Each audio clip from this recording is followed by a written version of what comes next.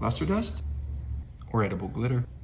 That is the question. The main difference between luster dust and edible glitter is going to be the mica. The mica itself, when it's a smaller particle, it looks like satin or a metallic finish. When it's a larger particle, it then twinkles and shines in the light, giving you that true, wonderful glitter look. So when it comes to luster dust, there are 3 main ways to apply it. You can dust it, you can paint it, or you can airbrush it. Now there's a couple of other ways, but those are the most popular. Now with edible glitter, it's a little bit different story. You can spray it for a more even coat, or you can sprinkle it / tap it.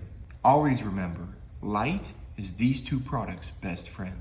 Mica is very unique. It is considered an interference color. When light hits it or passes through it, it will refract a specific color spectrum, which is another reason why you put these products on top of your confections. The difference between the 2 products is very apparent when looking at them side by side. On the left-hand side, you see the diamond dust, and it really does sparkle whenever light hits it. Whereas on the right-hand side, the luster dust has a beautiful sheen.